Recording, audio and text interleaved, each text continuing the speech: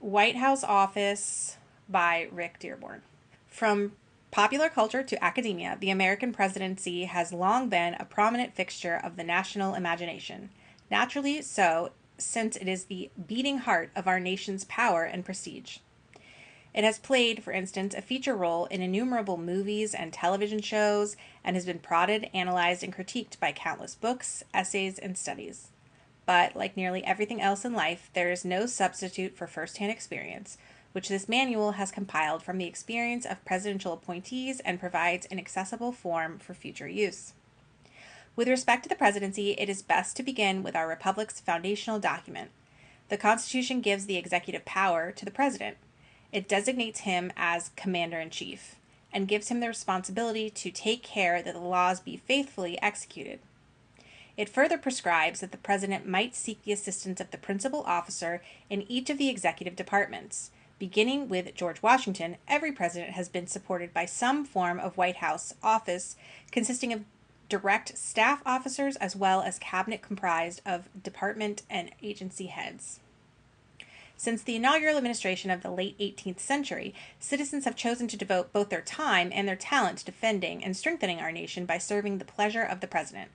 Their shared patriotic endeavor has proven to be a noble one, not least because the jobs in what we now know as the White House office are among the most demanding of all the government.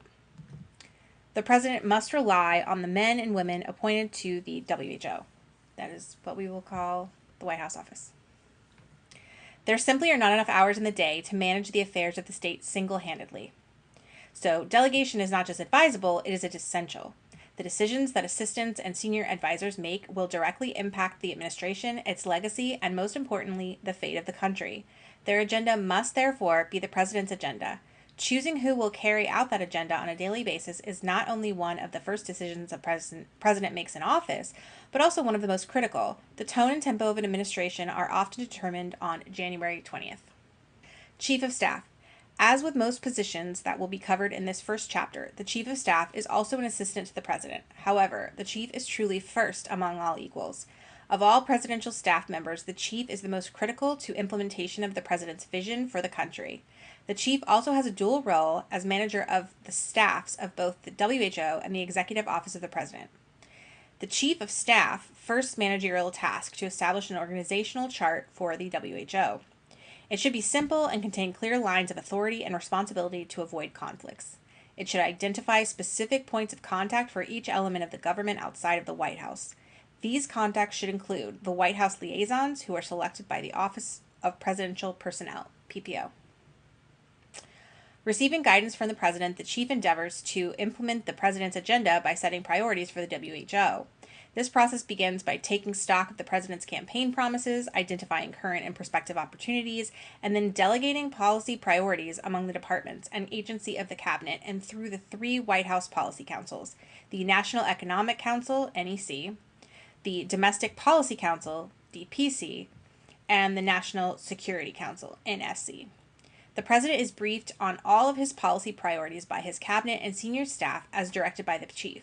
The Chief, along with the senior WHO staff, maps out the issues and themes that will be covered daily and weekly. The Chief then works with the policy councils, the Cabinet, and the Office of Communications and Office of Legislative Affairs, OLA, to sequence and execute the rollout of policies and announcements. The White House Counsel and senior advisors and senior counselors are also intimately involved. All senior staff report to the Chief of Staff either directly or through his 2 or 3 deputies unless the President determines that a particular assistant to the President reports directly to him. Most chiefs have interacted directly with cabinet officers and a select number of direct reports. In most cases, the direct reports to the Chief are his 2 or 3 deputies, the Communications Director, PPO Director, White House Counsel, and senior advisors.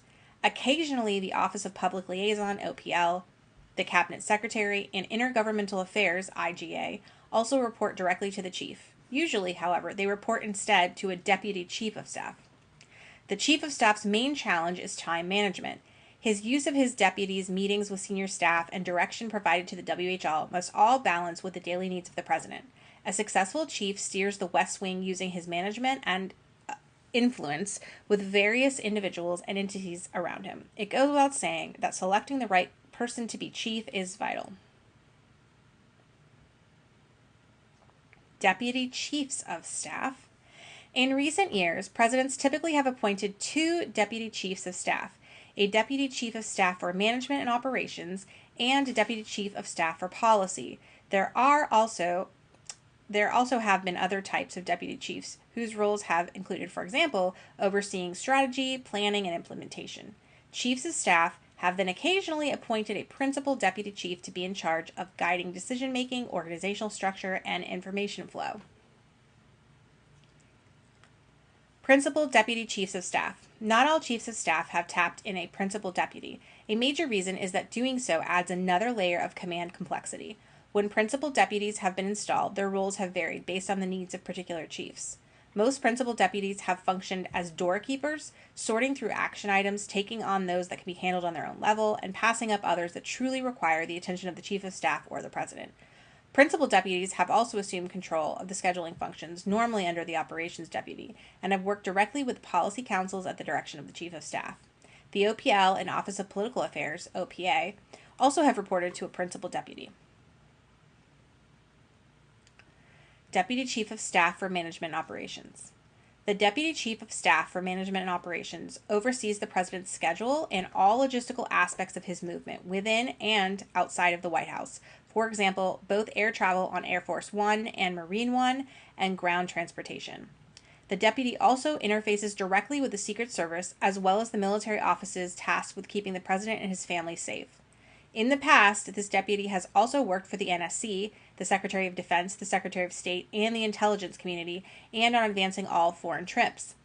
If their roles are separated from that of policy deputy, this deputy should have a strong grasp on international affairs and robust foreign policy credentials.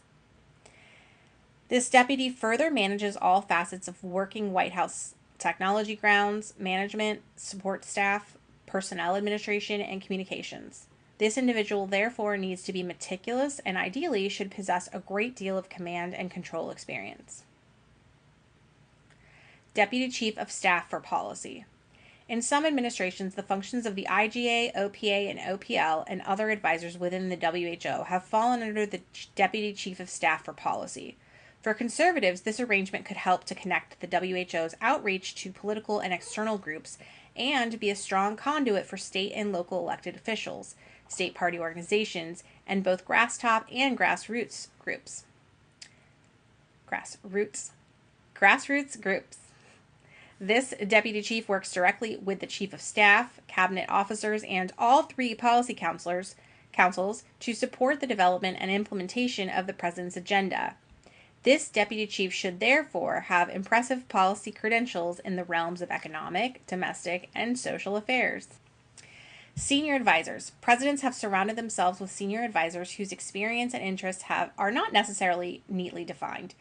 In recent administrations, senior advisors have been appointed to offer broad guidance on political matters and communication issues. Others have acted as czars for specific projects or policy areas. The most powerful senior advisors frequently have a long personal relationship with the president and often have spent a significant amount of time with him within and outside of the White House. They have been asked not only to provide guidance on a variety of policy issues, but also to offer instruction on communicating with American people and the media. In a number of administrations, the new offices or councils have been created to support senior advisors. For the most part, their functions have been duplicative or overlapping, as a result of which these offices have tended to be short-lived. Even so, senior advisors should be provided to the staff and resources that their portfolios require. To ensure that senior advisors are effective, their portfolios must be clearly delineated and clearly communicated across the White House. This, too, is a responsibility of the Chief of Staff. I'm going to stop there for tonight. So we will pick back up with the Office of the White House Counsel.